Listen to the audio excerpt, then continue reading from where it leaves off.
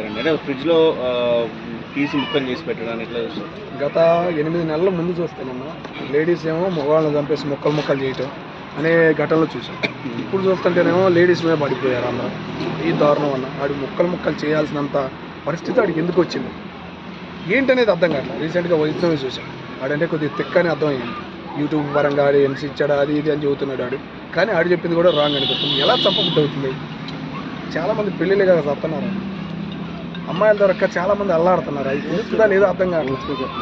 మిగతా ఏ కులంలో తీసుకున్నా కానీ అమ్మాయిలు దొరకట్లా, చాలా ఇబ్బంది పడుతున్నారు. మరి ఇట్లాంటి వాళ్ళని ఎలా ప్రేమిస్తున్నారో అమ్మాయిలు కూడా అర్థం కావట్లేదు.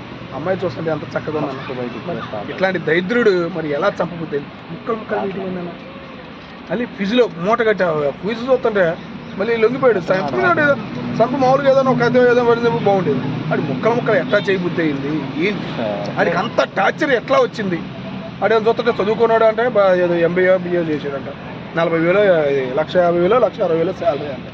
మరి అట్లాంటి వాళ్ళు ఎందుకు తయారవుతున్నారు? ఎట్లా అర్థం కావట్లేదు అన్న. భార్య ఊరెళ్తే అంటే గర్ల్ ఫ్రెండ్ తీసుకురావడము, ఆమె ఇట్లా వ్యవహార సంబంధం పెట్టుకోవడము, సో బ్లాక్మెయిల్ చేసిందండి. ID card, navy ID card తీసుకొని బ్లాక్మెయిల్ చేసింది అమ్మాయి పైసల కోసం.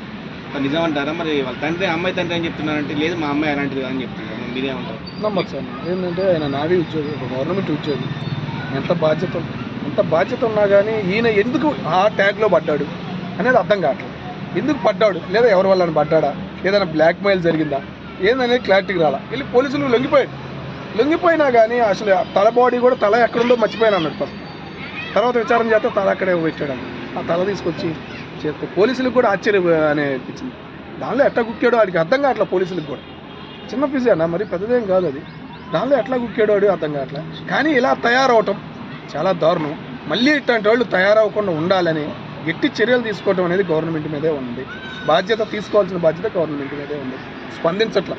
రీసెంట్గా వైష్ణవి చూసాం. ఈ రోజు దాకా తేళ్ళ ఆయన హాస్పిటల్లో జాయిన్ చేశారు, మళ్ళీ వెనక్కి తీసుకెళ్ళారు. ఇప్పుడు ఇది రీసెంట్గా ఆయన ఒకరిని చంపేశారు, బాడీలు దొరికింది. అట్టగే దొరకాలి. ఇట్లాంటి వాళ్ళందరూ ఏదో కాలంలోనే ఎక్కడో ఒకట బాడీలుగా తేలితే అప్పుడు సొసైటీలో ఒక భయం అనేది మొదలయ్యింది. కంపల్సరీగా దీన్ని గవర్నమెంట్ రియాక్షన్ గట్టిగా ఉండాలని మీకు. సో కొంచెం అమ్మాయి ఇష్టం చాలా బాగుంది. సో పెళ్ళైన అతనితో ఎఫ్ఐఆర్స్ అలాంటివి పెట్టుకోవడం దేనికంటారు? ఎందుకు ఆ కర్మ చనిపోయేంత కర్మ ఎందుకు వచ్చింది? డబ్బులు అంటే అనుకోవాలి, ఏదో డబ్బు కోసమే చాలామంది అనుకుంటారు. నావి ఉద్యోగం ఇంకా డబ్బులకి ఏం తక్కువ. ఆడి ఇంటి నిండా బంగారమే ఉంది.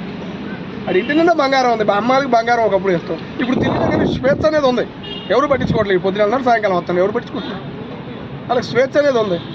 మరి ఇట్లాంటి టైంలో అది మరి ఏమి నిర్ణయం తీసుకుందో, ఏం చేసిందో పూర్తి వివరాలు అయితే పోలీసులు చెప్పలేదు. కాబట్టి మనం క్లారిటీగా మనం కూడా అనలేదు. సో మన వైష్ణవి విషయంలో అతనికి కఠిన శిక్ష పడుంటే ఈ రోజు నిన్న అపర్ణ, ఈ రోజు మౌనిక బతికేవారని చెప్పి చాలా మంది ఎట్లా అనుకుంటాం అన్న. రీసెంట్గా వాడి బాడీ తేలింది ఒకటి, ఏపీలోనే రీసెంట్గా వాడు బాడీ తేలింది. మరి ఆ బాడీ చూసేది భయం పుట్టింది ఎదవలకి.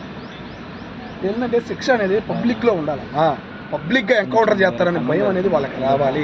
గంజాయి బ్యాచ్ని ఎట్లా నడిపిస్తున్నారు రోడ్ల మీద, ఈ ఎదవలను కూడా అంతకన్నా నీచంగా రోడ్ల మీద నడిపిస్తే బుద్ధి జ్ఞానం ఆడదానికి విలువ ఇవ్వాలరా నాయన.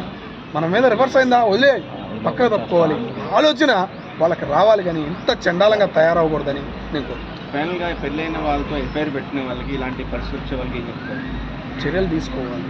కుటుంబ పెద్దలు ముఖ్యంగా వాళ్ళు ఎలా ఉంది ఏంటనేది ఒక బాధ్యతగా అడగాలి. అటు మొగాడైనా కానీ ఇటు ఆడపిల్లనైనా కానీ తల్లిదండ్రులు ఒక 2-3 సంవత్సరాలు, ఒక 5 సంవత్సరాలు వాళ్ళని పట్టించుకునే బాధ్యత వాళ్ళ మీద ఉంది. వాళ్ళు చర్యలు తీసుకుంటేనే ఇట్లాంటివి జరగకుండా ఉంటాయి. ఏ గవర్నమెంట్ ఉద్యోగం అయినా కానీ, ఏ బడా బాబు అయినా కానీ వెనకమాలనే చూడాలి కంపల్సరీగా. అది ఏ టార్చర్ పడుతున్నాడు, ఆ అమ్మాయి ఎందుకు టార్చర్ అవుతుంది, ఆ అమ్మాయి టార్చర్ పెడుతుందా, వాడు టార్చర్ పెడుతున్నాడా ఏంటనేది గ్రహించాల్సిన బాధ్యత పెద్దలకు ఉంది.